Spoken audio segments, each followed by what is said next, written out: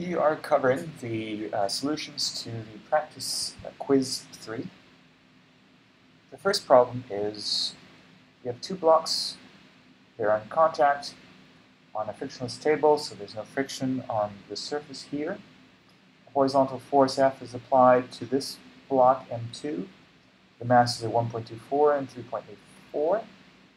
The force is 4.3 newtons. And you want to know the force between the two blocks. The first step, as I've said in class, is to consider both blocks together. That's generally the first step. There are some exceptions, like the next problem is an exception where considering both masses together is not the first step. But generally, considering both masses together is a good first step. So we consider M2 and M1 together. We have then we're going to only consider the acceleration in the x direction. Since there's no y direction motion, we don't have to worry about forces in the y direction at all. So the net force in the x direction acting on these two blocks is simply the force F. And we have from Newton's second law that the net force in the x direction is m2 plus m1. That's the total mass of this object, the two masses put together, times the acceleration ax. We can solve for ax. It will be F divided by m2 plus m1, because these two are equal to each other. Okay, F over m2 plus m1. F, plug it in, 4.3, m2 is 3.84, m1 is 1.24. We get 0.846 meters per second squared for ax, the acceleration.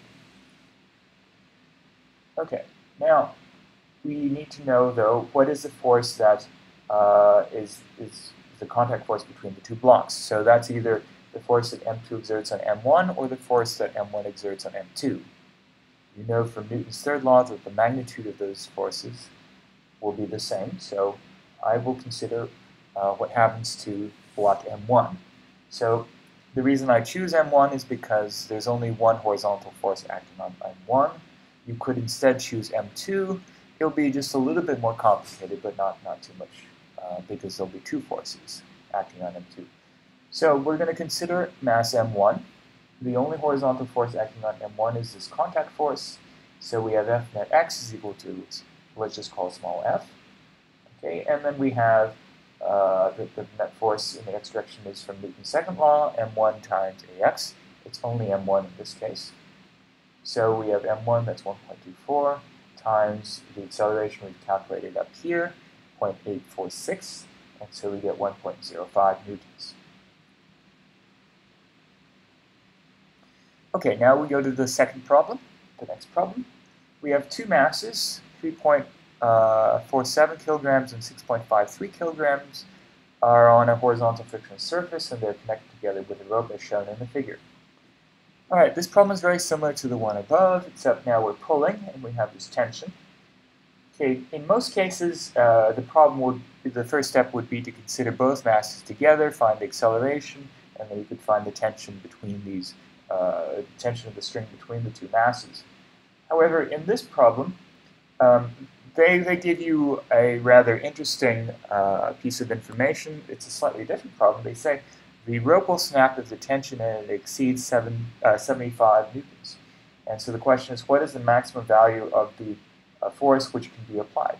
So what we want to do is we want to set the tension to 75 and find what the force is F for that case. So since we're given 75 here, the better starting point is to consider just mass M1, because we know the force acting on M1, and so we can apply Newton's second law. And because M1 only has that 75 newtons of force in the horizontal direction, it's easy to analyze. Okay, so let's find the maximum acceleration. For this, as I said, we consider M1. We have the tension 75 newtons going like this. So the net force is going to be in the x direction is T, which is 75 newtons. And then we have from Newton's second law, F net x is equal to the mass M1 times ax. So now we're in a position to solve for ax. This T is equal to M1 times ax. So we get ax is equal to T over M1. So that's 75 over 3.47. And that's 21.6 meters per second squared. Okay, so that's actually this answer to number 3. What is the acceleration of the whole system when the maximum force is applied? Okay, so we found this one first. Now, given this acceleration, we now consider both masses together because we want to find F, and the easiest way to do that is to consider both masses together, because if you consider both masses together, then this tension is internal to the system, you don't have to worry about it. If the strain is internal to the system, you don't have to worry about it. There's only going to be the horizontal force of F. Okay. So we look at both masses together, we have the force F here, we know that F net is just F. F net in the x direction is just F. But then the net force in the x direction is the sum of the masses times the acceleration ax. This is Newton's second law. Okay, F must equal m1 plus m2 times ax. Write that down. Plug in the masses, 3.47 plus 6.53 times the acceleration we got here, 21.6, and we get 216 newtons. So let's now go on to number 4. Alright, a crate is pulled via a rope across a rough horizontal surface, and the force diagram shown all forces acting on it is shown below. T is the force exerted by the rope, W is the weight of the crate, N is the normal force exerted by the horizontal surface, and F is the frictional force exerted by the horizontal surface. The crate only moves in the horizontal direction, so there's only horizontal motion, there's no vertical motion, so the acceleration in the vertical direction is 0. Alright, they asked this question, correctly complete the following statement with less than, greater than, or equal to. Alright, T and W are all magnitudes, meaning they are positive. Then W is what compared to T plus N? Okay, so this is kind of a strange question. What is W compared to T plus N? So don't be scared of this problem. Just set up the problem the way you would solve some typical problem, like you had to figure out some unknown forces. So how would we solve this problem? Well, we're not given any acceleration, so we can't do very much with the x direction. So we'll go with something that is where we have some information. So we know in the y direction there's no acceleration. Acceleration in the y direction is 0. So the net force in the y direction is 0. So 0 must be equal to, now let's just get the components of t. So we have the vertical component of t, that'll be t sine of theta, because it's going in the positive y direction. And then we have n is going up, so it's another positive, plus n. And we have w going down, so it's minus w. Alright, so if we're just solving this problem like a normal problem, we would end up with w is equal to t sine theta plus n.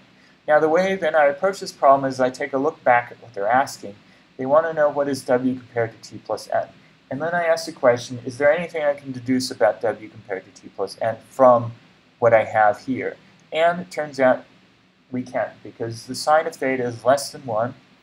We know that w is t sine theta plus n, but that's going to be less than t plus n. Okay? So if you're faced with some sort of weird question like compare w to some other sums of forces, then what you should do is just write down the equations you can get from, for example, saying that the vertical acceleration is 0, so therefore the net force in the y direction is 0. And then you get an equation like this, and just think about what you know about the sine function. The sine function is less than 1. Okay? The only case where the sine function would equal 1 is if the angle was 90 degrees, but that's not what's shown here. It's at some angle less than 90 degrees. Let's go on to number 5. Okay, here's a circular motion problem. We have a mass, 1.99 kilograms, attached to the end of a string. Its length is 0.54 meters, and there's no friction. It's horizontal. It's important that it's horizontal in the following question. It's not. If the string can withstand a maximum tension of 131.1 newtons, what is the maximum tangential speed the ball can have before the cord breaks? Okay, remember tangential speed is just how fast it's going around. The velocity is always tangent to the circle. Alright, so we know that this is just a horizontal motion. We're told it is a horizontal surface, so there's no gravity here. There's just the tension of the string pulling in. That will be the net force, and that must be mv squared over r. That's the required net force to go around a circle with uniform speed v, with mass m and with radius r. So we're told that the tension is also equal to 131.1 newtons. We can plug that in, so 131.1 is equal to mv squared over r. We know the mass is 1.99 kilograms, the radius is 0.54, and so now we don't know v, so we just write v squared. Then we can solve for v squared. It ends up being, so you multiply and divide by 1.99, you get 35.5. Take the square root of both sides, and you get 5.96 meters per second. Let's go on to problem 6. Now in problem 6, they use the same mass and with a new string, though. It's whirled in a vertical circle of the same radius about a fixed point, this point here. Okay, you find the magnitude of the tension when the mass is at the top if its speed at the top is 7.95 meters per second. Okay, so the parameters from before, the mass is 1.99 kilograms, the radius is 0.54 meters. Okay, so now at the top of the circle we have tension going down, and we also have gravity going down because it's a vertical circle. It's going up and down like my finger is going up and down. Okay. So now the net force, again, in order for it to go around a circle with speed v, needs to be mv squared over r. So then but this net force is provided by the way, the net force must point towards the center of the circle. This net force is provided by the tension, which is pointing to the center of the circle, plus mg, which is also pointing to the center of the circle. Okay, so it's T plus mg. The reason I write both positive is because I want the net force to point downwards, and so these are pointing in the correct directions. All right, so now I have mv squared over r is equal to T plus mg. So now we can solve for T, it's mv squared over r minus mg. We plug in m, we plug in v, we plug in r, plug in m, and we plug in g, and then we get 213 newtons. All right, the next problem is an Atwood sort of machine with one of the masses is horizontal with some friction. There's a frictionless pulley, massless string, and then we have another mass that's suspended, small m. Right? This is a good problem where we are not plugging in numbers, so you should be comfortable with just working with m's and capital M, small m's, and g's and acceleration. Okay. All right, so let's do the way I taught it in class. We have this this snake-like direction, this S direction, and I'll route it so it's going in this direction. Okay, going upwards over here and to the left there. And now we are going to consider the forces acting on both masses together. So I'm just starting with both masses together. That's a good starting point. All right, what are the forces in the S direction? So we have the mass here at small m. It has a weight at small m times g, so it's pointing in the negative S direction. So I have negative m times g, small m times g. Now the weight of the other mass is perpendicular to the S direction. The normal force is also perpendicular to the S direction, so I don't need to consider them there. But we have the force of kinetic friction that will be pulling in this direction. The reason it's pulling in this direction is because the whole thing is sliding down. Because you suspend a mass here, it will start to slide down. Okay. So it's trying to oppose the motion is going in this direction. Now, what is the force of kinetic friction? Well, then you have to consider what's going on in the vertical direction. We have the normal force, we have the force of gravity, capital M times G. To balance those vertical direction forces out, then the normal force must be capital M times G. You probably are familiar with that by now. The force of kinetic friction then will just be mu k times the normal force, so that would be mu k times capital M times G. So now we can use this friction force here. It's going in the positive S direction, so we have plus mu k times capital M times G. All right, but we also have from Newton's second law that the net force in the S direction is the sum of the masses, so capital M times small m, times acceleration AS. Now, I've written AS as well, you can guess what AS is going to be in this case because the masses are going to fall in the negative S direction. AS will be negative. In the solution here, they use A as the acceleration of the object. They don't really say it, but they say it's observed to fall with acceleration A. So I have written it AS so that it's negative indicating it's falling, but they're writing the acceleration a to be positive because they're saying it's falling with an acceleration a. So I'm going to have to flip the sign on as. I'll do that in a later stage. Okay. All right. So now I have two equations for the net force. I have capital M plus small m times as, and then I have minus mg plus mu k times capital M times g. Now I'm going to try to solve for mu k because that's what they have over here. So I have mu k times mg, and then I'm going to bring this small mg to the other side, and then I'll rearrange this so the mu k's on the left also. So I'll have small mg plus capital M plus small m parentheses as. Solving for mu s, I get small m times g plus capital M plus small m times parentheses times as divided by capital M times mg, which is divided by capital M times g. But as I said, they define a as how fast, how much acceleration falling you have. That's different from what I had defined it. So as is actually negative a, the acceleration as they defined it. So I'll flip the sign on this guy. So I have mg, small mg minus capital M plus small m times a, and then I have divided by capital M times g, so that's exactly what's over here.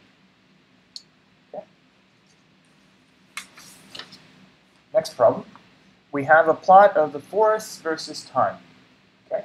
Now, if you want, okay, so the question is the golf ball, which it's starting from a tee, so it's teed up. There's no initial velocity. The plot shows the force on the ball as a function of time in milliseconds. 1 millisecond is 10 to the minus 3 seconds. What is the speed right after the hit? So we want to know the final speed.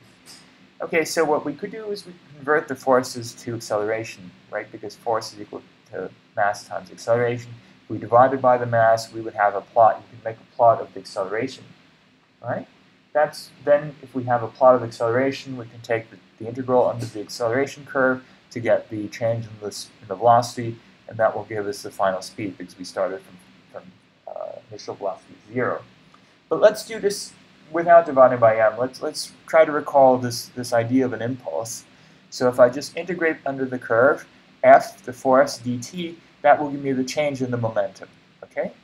From the initial time to the final time, the integral of the force with respect to time is the change in the momentum. So now we just get the area under the curve, remembering that there's this 10 to the minus 3, that's the units for the milliseconds here. So I have a triangle here. It's 6 milliseconds wide here. It's 60 tall, so 1/2 times 6 times 60 divided by 1,000 because of the milliseconds. So that's 180 divided by 1,000. The rectangle here is 4 wide and 60 tall, so 4 times 60 divided by 1,000, which is 240 divided by 1,000. Then we have this triangle, which is 4 wide and 60 tall, so we have 1/2 times 4 times 60 divided by 1,000, so we get 120 divided by 1,000. You add these together, they're all positive, so you add them together, you get 540 divided by 1,000, which is 0.540 kilograms meters per second. That's the units for momentum.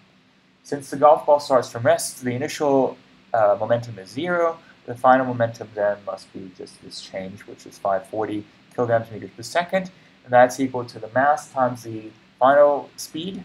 Okay. And so we have the mass is 0.045 times the final speed, so the final speed is 0.54 divided by 0.045, which is 12 meters per second. All right, the next problem, we have number 9. We have a ball 1 is stationary, ball 2, ball 1 strikes a stationary ball 2 in a 2D elastic collision is shown here. Initial is shown here. 2 is not because ball 2 starts with no momentum. It's not shown. The initial momentum ball 1, which is P1I, is shown there. The final momentum ball 2 is shown there on the graph. In the units of the graph, what is the x component of P1F? Okay, to the right is positive. So they want to know P1F. And so this is just a momentum conservation problem. The total momentum of an isolated system in the beginning is equal to the momentum at the end. So total initial momentum is equal to the total final momentum. So we have P1I plus P2I, but P2I is 0. Starts from rest. P is equal to P1F plus P2F. And they show you P2F. You can read it off from here, and they show you P1I. Okay. So if you want, you can write this all in terms of components here. 1, 2, 3, 4 here, and there's no y component. You have 1, 2, 3, x component plus 2 in the y. So then we can just solve for this in terms of components. We have P1F is equal to P1I minus P2F. So we would get 3, 0 for this guy, P1I. And then we have 3, 2. Okay, so 3, 0 minus 3, 2. Sorry, 4 commas. Let me write this down before I forget. 4, 0. And then I have 3, 2. And I subtract them, I get 1, minus 2. If you want to do that in terms of graphs, we can take the negative of P2F here, go in this direction. So then we have P1I plus negative P2F, and we go from the beginning to the very end, and that's this vector. That's 1, negative 2. So the x component is positive 1. Now we go to the last problem. We have Superman here going to the left with a mass 83 kilograms, and the train is going at 95 kilometers per hour with a mass of 19,915 kilograms. And so we want to know how fast Superman needs to go to stop the train. So this is another momentum conservation problem. We want the total momentum at the end to be 0, so the total momentum in the beginning must also be 0. So this is the total momentum in the beginning, and it needs to be equal to 0. So we have the mass of the train times the velocity in the x direction, x component of the train velocity, plus the mass of Superman times the velocity of Superman in the x direction. Okay, this must equal 0. Okay, so Superman obviously needs to go to the left for this to work. We'll get a negative value for v super x. So v super x will be setting these two. We'll bring the m train v train x to the left side, and then we divide by m super. Then we plug in the values. M train is 19,915. V train x is 95 kilometers per hour. You might want to convert to meters per second. However, if you take a peek at the answers, you see that the answers are also in kilometers per hour. So let's keep these keep this in kilometers per hour. Then we divide by the mass of Superman, which is 83 kilograms. And then so we end up with 2.28 times 10 to the 4th kilometers per hour. And so that's what we get.